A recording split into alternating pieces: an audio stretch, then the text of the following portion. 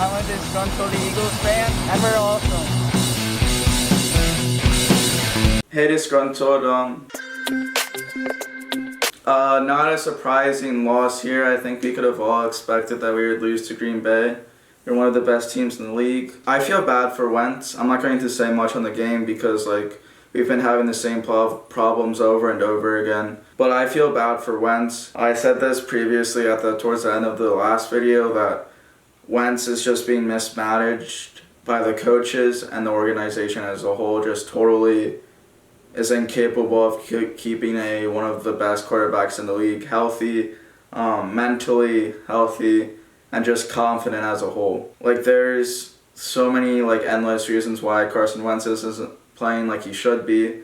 I feel like his mental sustainability isn't what it needs to be. One, Nick Foles took us to the Super Bowl in 2017 after Carson Wentz got hurt, and then next year Nick Foles brought us to a divisional game in the playoffs against the Saints and almost won that game. He just couldn't close it out. But back-to-back years like that with a backup, just steamrolling to the Super Bowl and into the playoffs and not having Wentz watching the sideline is just not what you need to be a starting quarterback or have that confidence. And then you go in last year and lose in the playoffs, and you still haven't had that first playoff win. Mixture of that plus his baby being born, and then drafting a freaking quarterback in the second round as a backup, just a backup quarterback, after signing Wentz to a $100 million deal. There's much more with just Doug Peterson always saying that Wentz needs to do that and Wentz needs to do this, which is true. Wentz is making some bad decisions, but just having your organization just not believing you as a whole and just not supporting you as it needs to be, it's just fundamentally not there, and always getting hit after every play and always getting sacked. I think he's at almost 50, if not at 50 sacks this year. So if you're always getting hit and sacked all the time, then you're always scared to getting hit. His confidence is super low. That's why we saw Jalen Hurts succeed on that one drive where he got a touchdown, and then Hurts did actually pretty good this game. I just don't know what's up with Wentz. I feel like we need to keep Wentz at least 1 or 2 more years, because he would do great in any other system, like the Colts, the Seahawks, just any other good team he would do so good in, and it's just a shame that we're wasting his talents. But moving to Jalen Hurts, that one drive, he looked really good, almost to perfection. Packers defense let up, so that's probably one of the reasons why. And once they needed to show up, the Packers defense did show up and got that pick on him. But we did really good in the first drive. It's just that we needed to score touchdowns instead of field goals. We can't be settling for field goals all the stinking time. And Jake Elliott is having an off year. He missed that extra point. He's always missed extra points. And during long field goals, that extra point would have won us the game if we would have gotten the ball back and Aaron Jones wouldn't have gotten that 77-yard touchdown. We all saw this coming. We play the Saints next and then the Cardinals. So we were probably going to lose those 2 games. So the only hope of this season is getting good draft picks. And even if we do have good draft picks, Howie Roseman is going to screw that up somehow.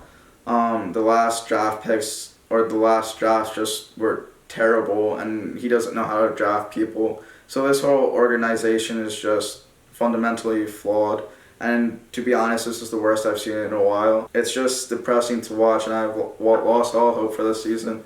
And how the hell did the Giants win against the Seahawks or beat the Seahawks?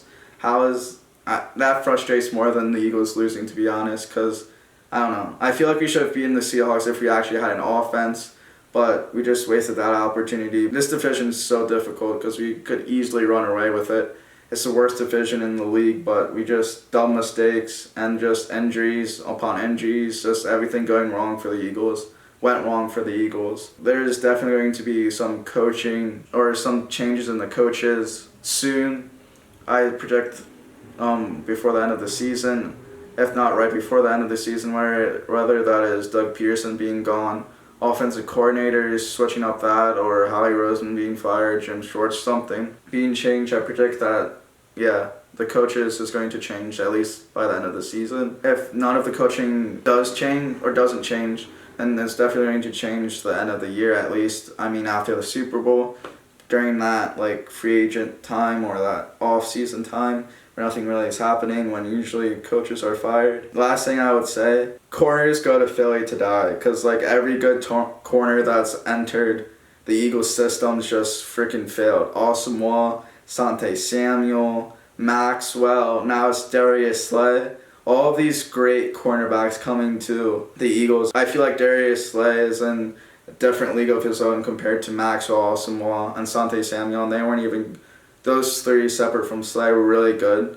But now Slay is looking terrible thanks to Devontae Adams and thanks to DK Metcalf. And he still hasn't had a pick this year. It's just, and he's always injured every other year. And this is looking like it's his worst year in his career. So corners just go to Philly to die. Like, there's no, I don't know how to explain it. It's like the effect that we have on any good corner. We've never had a good corner. Even when we traded for good corners, they always end up doing terrible. That's all I have to say about that. Nothing much to say other than it's a loss. And I talked a lot last video. There's not much to say to this video. Thanks for watching. Oh, and I'm happy that we have Jordan Howard back. It's going to give us a good duel, switching out Sanders and Howard like that. That's going to be really good. But we need to run the ball a lot more. We need to run the ball with Sanders a lot more. He's only had a few touches. And again, we were playing catch-up ball for most of the game, but still early on in the game, we just didn't run the ball. We need to run the ball a lot more. I don't know what Doug has been doing. He's always been saying that we need to run the ball, but just hasn't. Sanders still hasn't gotten over 20 touches in his career, and I don't think that's going to happen the rest of this season. So thanks for watching.